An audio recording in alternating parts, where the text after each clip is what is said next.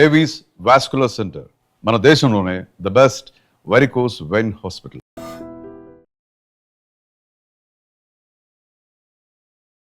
రై రై రారా రై రై రా ఎక్కడ చూసినా ఈ పాట వినిపిస్తుంది. 2 నెలలు పడ్డ కష్టం కానీ 2 ఏళ్ల నుంచి వేచి చూసిన విధానం కానీ ఆ సినిమా కథ చెప్పే ఫిలాసఫీని మనం చెప్పగలం. అంతర్జాతీయ స్థాయిలోకి ఈ పాట వెళ్ళిపోద్దని మాత్రం నేను ఊహించలేదు. అని వెంటనే చిరంజీవి గారు కూడా ట్వీట్ చేశారు. అది తెర ముందు జరిగింది. తెర వెనక జరిగింది ఏంటంటే చిరంజీవి గారు 2 రోజుల తర్వాత నాకు ఫోన్ చేశారు. నువ్వు ఒక మార్పు తీసుకురావాలి, అది నీ తరం అవ్వాలి, నీ కొడుకు తరం కోసం ఎందుకు ఎక్స్పెక్ట్ చేస్తావు. పెద్ద నుంచి వచ్చిన ప్రతి కంటెంట్ నిజంగా ఒక వైరల్గా సంచలనం సృష్టిస్తుంది సార్. ప్రతి మన గ్లిమ్స్ కావచ్చు, తర్వాత వచ్చిన చిక్రీ పాట కావచ్చు, ఈ సాంగ్ కావచ్చు, ప్రతిదీ ఒక సంచలనం. అసలు కథ వినగానే ఇది ఎలాంటి సినిమా అవబోతుంది, ఎలాంటి బ్లాక్ బస్టర్ అవబోతుందని మీరు ముందే ఊహించి ఉంటారు కదా.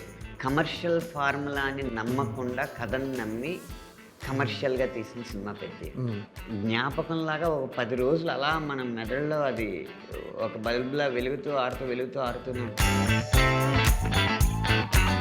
సంవత్సరానికి ఒక 10 హిట్ సినిమాలు వస్తాయి, 10 సంవత్సరాలకు ఒక గొప్ప సినిమా.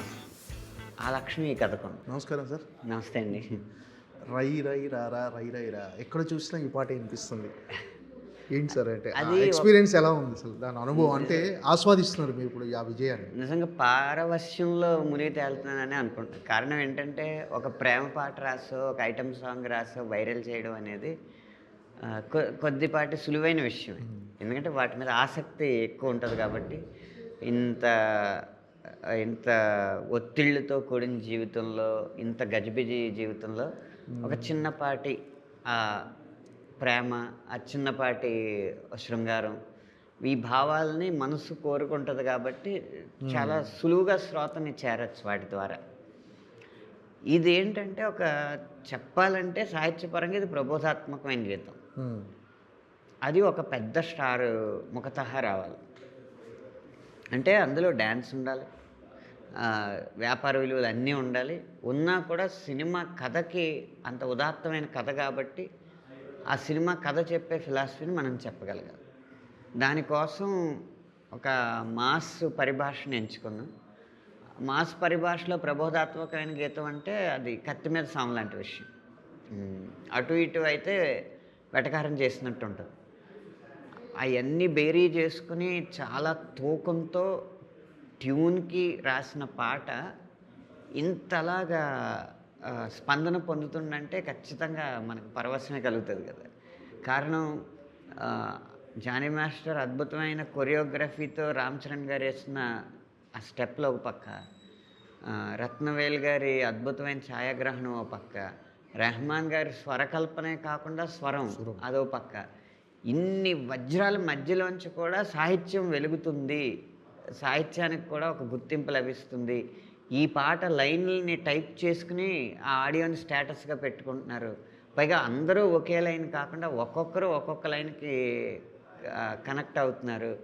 ఇవన్నీ వింటున్నప్పుడు ఇది కదా పాటకు రావాల్సిన స్పందన అని 2 నెలలు పడ్డ కష్టం కానీ 2 ఏళ్ల నుంచి వేచి చూసిన విధానం కానీ ఇవన్నీ కూడా ఒక్కసారిగా పటాపంచలైపోయి పరవశం ఒక్కటే మిగిలింది.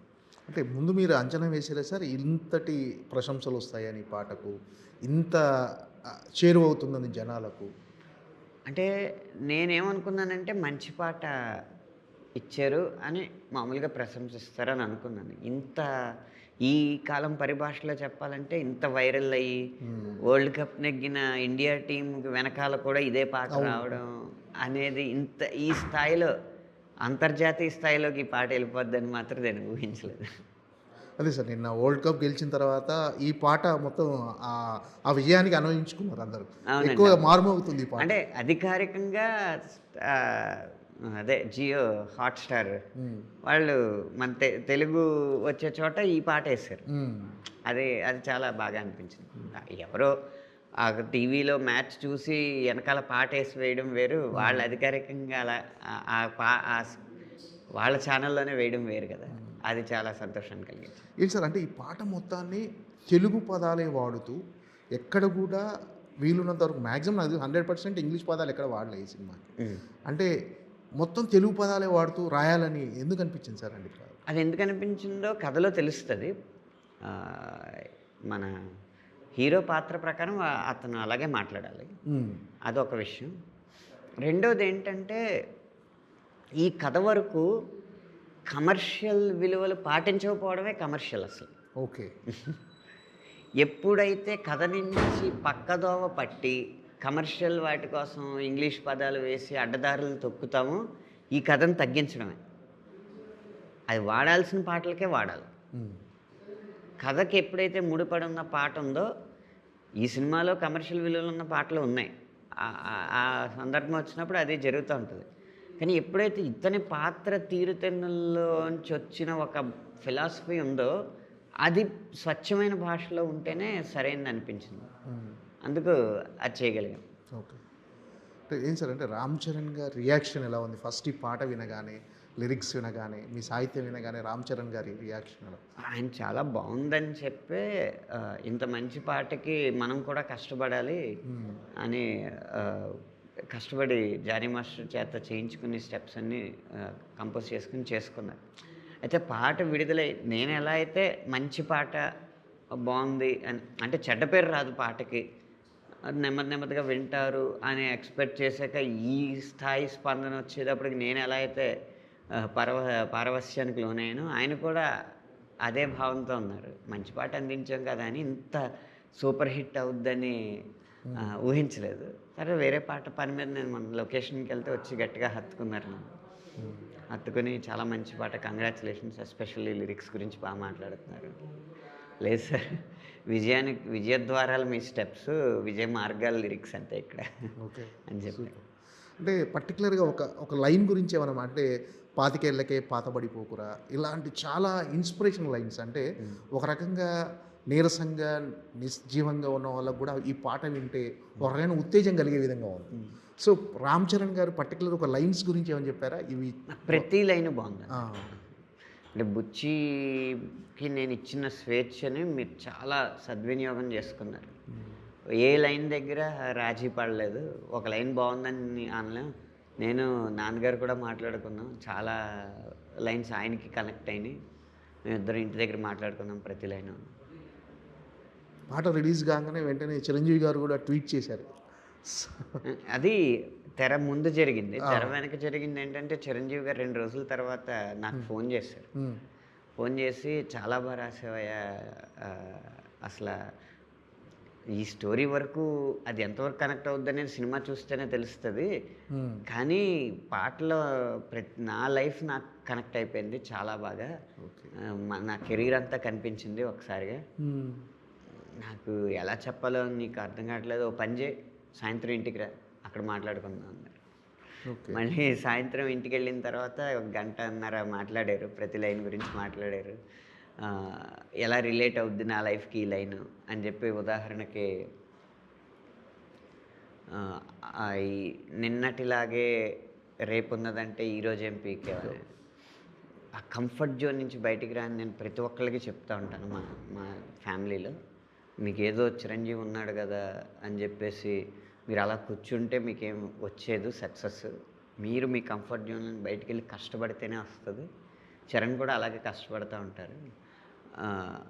అది నేను అంటూ ఉంటాను, కానీ అది పాట రూపంలో నాకు కనిపించేటప్పటికీ చాలా సంతోషం అనిపించింది. నేను మా నాన్నగారు డిపార్ట్మెంట్లో ఉన్నారు కాబట్టి నేను పోలీస్ డిపార్ట్మెంట్లోకి వెళ్ళొచ్చు, ఎన్సీసీ బ్యాక్గ్రౌండ్ కూడా నాకు ఉంది కాబట్టి చాలా సులువుగా ఉద్యోగం వస్తుంది. ఒక డిఎస్పీగా అయినా రిటైర్ అయ్యేవాడిని. ఈ పాటికి రిటైర్డ్ డిఎస్పీ కొన్నిడల శివశంకర వరప్రసాద్ అనైనా ఉండేది. కానీ ఆ కంఫర్ట్ జోన్ నుంచి నేను బయటకు వచ్చాను కాబట్టి, ఒక దారి మార్చుకున్నాను కాబట్టి ఈరోజు జరిగిన ఇంత పెద్ద డెవలప్మెంట్. అలా ప్రతి ఒక్కడు కంఫర్ట్ జోన్ నుంచి నిన్న బాగుంది కదా, మా నాన్న బాగానే ఉన్నాడు కదా, మనం అలాగే ఉందాం, రేపు మన కొడుకు అలాగే ఉంటాడు అనుకుంటే ఎక్కడ సక్సెస్లు రావు. అది నాకు అలా ప్రతి లైను కనెక్ట్ అయింది. నాకే కాదు, చాలామంది ఇలాగే రిలేట్ అవుతున్నారని చెప్పి చాలాసేపు మాట్లాడిన తర్వాత సరే అండి ఇంకా వెళ్ళొస్తాను అన్న తర్వాత, వెళ్తున్నావా, నాకు ఇంకా ఎందుకో సంతృప్తిగా లేదు, మన ఇద్దరం కలిపి ఒక టాక్ షో లాగా చేసుకుందాం, కాస్త ఈ పాట గురించి మాట్లాడుకుందాం సమయం సందర్భం వచ్చినప్పుడు అని చెప్పి పంపించారు అనమాట. నిజంగా ఈ పాటకు ఒక మంచి సార్థకత చేకూరినట్టు అనిపించిండొచ్చు మీకు. అవునండి. అంత ఒక వ్యక్తి గుర్తించడం వేరు, జీవితాన్ని ఈ మూల నుంచి ఆ మూల వరకు చూసిన ఒక ఒక ఒక వ్యవస్థ చిరంజీవి గారు అంటే, ఆయన గుర్తించడం వేరు. అంటే ఆయన అంటే హోల్ హార్టెడ్గా అంటే ఎటువంటి కల్మషం లేకుండా ఆయన లైఫ్కి దీన్ని అన్వయించుకొని, అంటే అవసరం లేదు చిరంజీవి గారికి చెప్పాల్సిన అవసరం లేదు, కానీ అంత హోల్ హార్టెడ్గా చెప్పడం అనేది నిజంగా రియల్. ఆయన దశల వారీగా చూడండి, ట్వీట్ చేశారు, సంతృప్తి చెందలేదు, ఫోన్ చేశారు, సంతృప్తి చెందలేదు, ఇంటికి పిలిచారు, మళ్ళీ సంతృప్తి చెందలేదు, ప్రోగ్రామ్ చేద్దాం. సో ఈ పాటకు లభించిన అతిపెద్ద ప్రశంస చిరంజీవి గారి నుంచే వచ్చింది. అంతే కదండి, అతిపెద్ద ప్రశంస చిరంజీవి గారిది. అలాగే అత్యంత సంతృప్తికరమైన విషయం వస్తున్న నంబర్స్, అవుతున్న రీల్స్, ఇవన్నీ. సార్ ఈ పాట అంటే ఈరోజు సక్సెస్ఫుల్గా అంటే చాలా పెద్ద విజయం సాధించింది, ఈరోజు ప్రశంసలు, కానీ దీని వెనక కసరత్తు చాలా ఉంటుంది డెఫినెట్గా. ఖచ్చితంగానండి. నేను చెప్పాను కదా, ఎక్కడ మాస్ అప్పీల్ తగ్గకూడదు పాటకి. అలా అని చెప్పి ఏదో కిర్రెక్కించేలాగా పాట జస్ట్ అలా ఏదో సరదాగా 4 స్టెప్లు వేయడానికి 4 పదాలు వేసేస్తే సరిపోద్ది కదా, 4 క్యాచీ పదాలు, అలా ఉండకూడదు. కానీ అలాంటి పాటలకి ఎలాంటి రిసీవింగ్ వస్తుందో అంత క్యాచీగా ఉండేలాగా ఫిలాసఫీ ఉండాలి. అది మామూలు పరిభాషలో చెప్పాలి. ఇన్ని ఛాలెంజ్ల మధ్య ఒక 2 నెలలు కసరత్తు చేసి, నేను బుచ్చిబాబు గారు అలా కార్లు వేసుకుంటా ఎంత దూరం తిరిగామో మాకే తెలియదు, ఏ కాఫీ షాప్లో ఆగామో, ఎన్ని కాఫీ షాప్లో ఆగామో మాకే తెలియదు, ఎన్ని చోట్ల లంచ్లు డిన్నర్లు చేసామో తెలియదు, షూటింగ్ లొకేషన్స్లో, క్యారోవాన్స్లో ఒక్కొక్క లైను ఒక్కొక్క చోట అల్లా వేసుకుంటా ఆఖరికి సాధించాను. అంటే 2 నెలల ప్రయాణం సార్ ఈ పాట? ఈ పాట 2 నెలలు పట్టింది. ఏంటి సార్ ఎన్ని బండిల్స్ అయిపోయినాయి పేపర్స్? అది కాగితాల లెక్క పెద్ద ఏం కాదండి. అంటే ఒక పదం పడ్డానికే అసలు చాలా సమయం పట్టచ్చు. మహా అయితే ఒక 10 కాగితాలు అయ్యి ఉంటాయి 10 వర్షన్లకి. కానీ ఎలాంటిది పడాలి అన్న ఆలోచన రావడానికే సమయం పడుతూ ఉండేది. ఆయన కూడా చాలా, అప్పుడు ఇంకా షూటింగ్ స్టార్ట్ అవ్వలేదు, చాలా ఆలోచిస్తూ ఉండేవారు ఇలాంటివి కావాలని. ఇప్పుడు మీరు 25 ఏళ్లకే పాతబడిపోకరు అన్న లైన్ ఆయన చెప్పిందే. ఓకే. కానీ ఆ స్థానంలో కాదు, పాట మొదట్లో పెట్టమనేవారు. నేను ఆ ట్యూన్కి కొంచెం కృతజ్ఞంగా ఉంటుంది అక్కడ పెడితే, దీనికి మంచి ప్లేస్ చూస్తాను అని చెప్పి అంతకుముందు రాస్తున్న 2 లైన్లు తీసేసి, ఈ 25 ఏళ్లకే పాతబడిపోకరా అన్న దానికి సపోర్ట్గా, హే పాతేసుకోకోయలా నువ్వు నిన్నే నీ లోపల, హే 25 ఏళ్లకే నువ్వు పాతబడిపోకురా అని రాశాను. ఇచ్చిన ఆలోచన గొప్పది, కానీ అది ఎక్కడ పెడితే కరెక్ట్గా ఉంటుంది అనేది మన విజ్ఞతతో ఆలోచించాలి. అలాగే నీ అయ్య వడ్డీ నీ బిడ్డ కడితే నువ్వేం పొడిచావని అన్న లైన్ నేను మామూలుగా బాగుంటుందని రాశాను. ఒక ఫిలాసఫీలో ఇదొకటి మంచిది కదా, నువ్వు నీ బ్యారియర్స్ నువ్వు బ్రేక్ చేయకపోతే ఎలా అని చెప్పడానికి, మీ తాతగారు అదే మీ నాన్నగారు ఏదో పరిస్థితి బాగోకో ఏదో ఉపద్రవం వల్ల ఒక అప్పు చేయాల్సి వచ్చింది, అది ఆయన తీర్చలేనప్పుడు మా నాన్న చేసిన అప్పు కదా నేనెందుకు తీర్చాలని చెప్పి జస్ట్ వడ్డీ కట్టుకుంటూ వెళ్ళిపోతే, ఆ వడ్డీని నీ కొడుకు క్యారీ ఫార్వర్డ్ చేసుకుంటూ ఉంటే ఆ అప్పు ఆ వడ్డీ దగ్గరే మీ జీవితం ఆగిపోద్ది. ఎక్కడో ఒక గొప్ప స్టెప్ తీసుకుని ఒక మార్పు తీసుకురావాలి. అది నీ తరం అవ్వాలి, నీ కొడుకు తరం కోసం ఎందుకు ఎక్స్పెక్ట్ చేస్తావు? అది యూనిట్లో అభిప్రాయాలు తీసుకున్నప్పుడు అందరికీ అది వద్దన్నారు చాలామంది. కానీ బుచ్చిబాబు గారు పట్టుపట్టి ఇలాంటి ఫిలాసఫీ ఉంటేనే, ఇంత కటువుగా చెప్తేనే అర్థం అవుద్ది అని చెప్పి ఆయన పట్టుపట్టి పెట్టించారు అన్నమాట. అలా రకరకాల డిస్కషన్స్ జరుగుతూ ఉంటాయి కదా. చాలా వర్షన్స్ రాశారు సార్ ఈ పాట? వర్షన్స్ ఎక్కువ కాదు, ఒక్కొక్క వర్షన్కి టైం ఎక్కువ తీసుకుంది. ఓకే. ఏంటి సార్ ఫస్ట్ అసలు ఈ పాట సిచ్యువేషన్ చెప్పగానే, అంటే ఇది ఈ టైంలో వస్తుంది ఈ పాట అనే సిచ్యువేషన్ చెప్పగానే మీకు ఛాలెంజింగ్ అనిపించిందా సార్ ఈ పాట రాయటం? ఛాలెంజింగ్గా కనిపించలే. లడ్డు కావాలా నాయన అన్నట్టు ఎన్నాళ్ళకి దొరికింది రా బాబు, సూపర్ సిచ్యువేషన్. ఇంకా అసలు దూకి మీరు ఎన్ని వర్షన్లు కావాలంటే అన్ని వర్షన్లు అడగండి, రాసి ఇచ్చేస్తానని చెప్పి అలా రాసింది. ఓకే. ఏంటి సార్ అంటే ఫస్ట్ రెహమాన్ గారు ట్యూన్ ఇవ్వగానే ఎన్ని రోజులు పట్టింది సార్? అంటే 2 months పట్టిందా మీరు లిరిక్స్ రైట్ ఇవ్వడానికి? ముందు ట్యూన్ అర్థం చేసుకోవడానికి నాకు 5 రోజులు పట్టిందండి. ఎందుకంటే ఇదివరకు వచ్చిన ట్యూన్‌లో ఏ ట్యూన్‌తోనూ పోల్చే ట్యూన్ కాదు. కాబట్టి అర్థం అవ్వడానికి టైం పడుతుంది. ఆ లెంగ్త్‌లు, కటింగ్‌లు అవన్నీ సాధారణమైన పాట ఉన్నట్టు ఉండవన్నమాట. వాటినన్నిటిని బేరీజు వేసుకుని అసలు ట్యూన్‌ని అర్థం చేసుకుని ఏ లైన్‌లో ఎన్ని పదాలు పడతాయి, ఏ పదంలో ఎన్ని అక్షరాలు పడతాయని ముందు ఒక గ్రాఫ్ తీసుకుని ఆ లెక్కకి సరిపోయేలా మనం చెప్పే ఫిలాసఫీలో ఏ పదాలు కూర్చాలని ఇందాక చెప్పాను కదా! 25 ఏళ్లకే పాతబడిపోకన్న ఆలోచన గొప్పదే. కానీ అది ఆ ముందొచ్చే లైన్స్‌లో ఫిట్ అవ్వట్లేదు. ఎక్కడ ఫిట్ అవుతుందో చూసుకొని అలా చేసుకుంటా ట్యూన్‌ని పూర్తిగా అధ్యయనం చేసి సీన్‌ని అధ్యయనం చేసి డైరెక్టర్‌కి చెప్తున్నది నాకు తట్టినవి అన్నీ క్రోడీకరించుకొని రాయడానికి కొంచెం సమయం పట్టింది.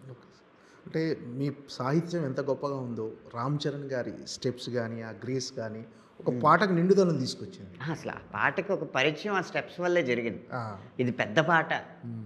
అది మాంటేజ్‌లో ఏసేసుంటే పాట అంత అవ్వకపోను. అయితే జానీ మాస్టర్ గారు ఈ పాట సందర్భంలో ఒకసారి మేము కలిసాం. ఇదే ఆఫీస్‌లో కలిసాం. కలిసినప్పుడు నేను అన్నదేంటంటే మిగతా ఇంట్రొడక్షన్ సాంగ్ అంతా డాన్స్ చేయొచ్చండి. ఎందుకంటే జస్ట్ వాడు లైఫ్‌ని సెలబ్రేట్ చేయడమో, లేకపోతే అక్కడున్న మూమెంట్‌ని సెలబ్రేట్ చేయడం ఇలాగ ఉంటది. ఈ పాట తేడా ఏంటంటే అద్భుతమైన ఫిలాసఫీ బోధిస్తున్నాడు. కాకపోతే మాస్ పదజాలంలో ఉండడం వల్ల అది ఫిలాసఫీలాగా ముందు ధ్వనించదు. కానీ చివరాఖరికి వచ్చేటప్పటికి ఇందులో ఏదో అర్థం ఉందని అనిపిస్తది. దానివల్ల ఆ రెండిటిని మనం బ్యాలెన్స్ చేయాలండి. అలా అని రెహమాన్ గారి మ్యూజిక్‌ని తక్కువ చేయకూడదు. అంటే ఆయన చాలా జాగ్రత్తగా ప్లాన్ చేసి మీరు లిరికల్ వీడియోలో కూడా చూస్తే ఇలా ఈ ఫోజ్ ఉంది కదా! సార్. ఈ వేళ్ళు ఫోజ్ ఉంది కదా! రై రై రా రా ఇలా చాలా సింపుల్గా ఉంటుంది. పాట పాడినప్పుడు చాలా సింపుల్గా ఉంటుంది. స్టెప్ లాగానే ఉండదు అసలు. కానీ ఆ గ్రేస్ కనపడుతూ ఉంటుంది. ఒక్కసారి బీజీఎం స్టార్ట్ అయ్యేటప్పటికి ఆయన విశ్వరూపం కనపడుతుంది. అంటే ఎవరిని డామినేట్ చేయకుండా ఎవరి స్థానంలో వాళ్ళు వాళ్ళ పూర్తి సామర్థ్యం మేరకు పనిచేశారు. రామ్ చరణ్ గారు డ్యాన్స్లో అయి ఉండొచ్చు, జానీ మాస్టర్ గారి కొరియోగ్రఫీలో అయి ఉండొచ్చు, రెహమాన్ గారు సంగీతంలో అవ్వచ్చు, పాడడంలో అవ్వచ్చు, రత్నవేలు గారు ఛాయాగ్రహణం అవ్వచ్చు. వీళ్ళందరినీ సమన్వయపరుచుకొని తనకు కావాల్సింది రాబట్టుకోవడంలో బుచ్చిబాబు గారి హార్డ్ వర్క్ అవ్వచ్చు. అందరూ కలిసి అందుకున్న విజయం అన్నమాట ఈ పాట. సరే, ఈ సాహిత్యం విషయంలో మీకు బుచ్చిబాబు గారికి ఏమైనా డిస్కషన్ జరిగాయా? అంటే ఫైనల్ అవుట్పుట్ కోసం. చాలా రాపిళ్ళు ఇది ఉండొచ్చు, ఇది ఉండకూడదు, ఇది ఉండొచ్చు అనకూడదు. ఇప్పుడు రై రై రారా రాసిన తర్వాత కూడా మళ్ళీ ఇంకో వర్షను రాసాం. రాసిన తర్వాత అనిపించింది మొదట లైన్ నుంచే మనం ఫిలాసఫీ మొదలు పెడితే పాట మాస్కి రీచ్ అవ్వదు, ఇలా సౌండ్ బ్యూటీ ఉండాలి అని చెప్పి ఆ రై రై రారాని ఉంచుకుని ఇలా 25 ఏళ్ళకే పాతబడిపోకరా లాంటి లైన్లు యాడ్ చేసుకుని అలా ఎప్పటికప్పుడు మారుస్తూ వచ్చాను. సరే, అంటే ఈ కథ వినగానే అంటే సాధారణంగా ఇప్పుడు పెద్ద నుంచి వచ్చిన ప్రతి కంటెంట్ నిజంగా ఒక వైరల్గా సంచలనం సృష్టిస్తుంది సార్. ప్రతి మన గ్లిమ్స్ కావచ్చు, తర్వాత వచ్చిన చిక్రీ పాట కావచ్చు, ఈ సాంగ్ కావచ్చు, ప్రతిదీ ఒక సంచలనమే. అసలు కథ వినగానే ఇది ఎలాంటి సినిమా అవబోతుంది, ఎలాంటి బ్లాక్ బస్టర్ అవబోతుందని మీరు ముందే ఊహించి ఉంటారు కదా సార్. నాకు అంకెల్ లెక్క వ్యాపారం లెక్క సరిగ్గా తెలియదండి. ఎందుకంటే ఆ రంగంలో నేను లేను కాబట్టి. స్థాయి వరకు చూస్తే 10 సినిమాలు 10 సంవత్సరానికి ఒక 10 హిట్ సినిమాలు వస్తాయి. 10 సంవత్సరాలకు ఒక గొప్ప సినిమా వస్తుంది. ఆ లక్ష్యం ఈ కథకుంది. 10 సంవత్సరాలకు ఒకసారి వచ్చే సినిమా పెద్ది లాంటిది. అంకెలు అంటారా అవి నాకు తెలియదు. ఎన్ని వందల కోట్లు, ఎన్ని వేల కోట్లు వసూళ్ళు అయితే ఎంత గొప్ప సినిమా అన్నది నాకు తెలియదు కాబట్టి నేను చెప్పకూడదు. ఏంటి సార్, అంటే ఈ పాట అసలు ఎక్కడ పుట్టింది సార్? అంటే మీరు ఇక్కడే ఆ పాట రాసేటప్పుడు ఇక్కడే ఉన్నారా, ఇక్కడ విదేశాలకు వెళ్ళారా? అసలు ఈ పాట మొత్తం పాట అయితే ఒక్కో లైన్ ఒక్కో చోట పుట్టిందండి. రై రై రారా పదమేమో బుచ్చిబాబు గారి వ్యక్తిగతమైన కార్యాలయం ఉంటుంది అయ్యప్ప సొసైటీ దగ్గర కాకతీయ హిల్స్లో. ఆ పదం అక్కడ పుట్టింది. ఆటనుకో ఆ లైన్ అయితే ఒక కాఫీ షాప్లో పుట్టింది. అంటే పెద్ద కథ మొత్తం నేను ఒక పదంలో ఎందుకు ఒక వాక్యంలో ఎందుకు చెప్పకూడదు అని ఆలోచిస్తే అసలు ఇంతకుముందు ఎలా రాస్తుంటారు అని మిగతా పాటల గురించి ఆలోచిస్తున్నప్పుడు ఒక్కళ్ళో పాట గుర్తొచ్చింది. ఆటనే మాటకర్థం నిన్ను నువ్వే గెలుచు యుద్ధం. అందులో కబడ్డీ ప్లేయరు వాడిని వాడే గెలిచే యుద్ధంలో గనక గెలవగలిగితే ఈ కబడ్డీ నీకు పెద్ద విషయం కాదు అన్నది ఉంది. ఇక్కడ పూర్తిగా సినిమా అంతానే ఆట గురించి ఉంది. అంటే ఏంటి, వాడి ఆట అంటే వాడి లైఫ్, అదే చెప్తే బాగుంటుందని చెప్పి ఆటనుకోయ్ ఆటంటే బతుకోయ్ నీ ఆట బతకాలి రోయ్, మాటనుకోయ్ గెలుపంటే వెలుగోయ్ గెలుపై నువ్వెలగాలి రోయ్ అన్న లైన్స్ రాశాను. అదొక కాఫీ షాప్లో వచ్చింది. అది ఒక్కొక్క లైన్ ఒక్కొక్క చోట పుట్టిందండి. విచిత్రం ఏంటంటే ఈ లైన్స్ ఇప్పుడు మన సెమీఫైనల్లో అక్షర్ పటేల్ గారు పట్టిన క్యాచ్ ఉంది కదా, ఆల్మోస్ట్ చాలా చాలా రిస్కీ చేసిలా పట్టి ఇంకా పడిపోతున్న సమయంలో ఇలాగ శివం దుబే గారికి అందించాడు. ఆ క్లిప్ వేస్తే ఈ పాట వేస్తున్నారు అనక. అంటే ఆటని లైఫ్ లాగా భావించే వాళ్ళు ఇలా ఆడతారని చెప్పడానికి. ఏంటి సార్ రెహమాన్ గారితో మీ ప్రయాణం ఎలా ఉంది? రెహమాన్ గారితో అంటే రెహమాన్ గారితో ఇది మొదటిసారి కాదు, ఏమై చేసేవే నుంచి అంటే 2009 నుంచి ఒక 15 ఏళ్ల జర్నీ. ఆయనది చాలా నిరాడంబరమైన విధానం అండి. పాట చూడడం, లైన్లు సరిపోయినాయి, అంతా బాగున్నాయి, డైరెక్టర్ గారికి ఓకేనా, నాకు ఇందులో ఫోనోటిక్గా అనిపించట్లేదు, ఈ ఒక్క సౌండ్ ఏదైనా మార్చండి, సరే సరే ఇలా అంటే ఓకే, డైరెక్టర్ గారికి ఓకేనా, ఓకే అంటే ఎవరి చేత పాడిద్దాం అనే ఒక డిస్కషన్. ప్రతి పాటకి ఓ 10-15 నిమిషాల కంటే ఎక్కువ డిస్కషన్ చాలా నిరాడంబరంగా ఉంటుంది.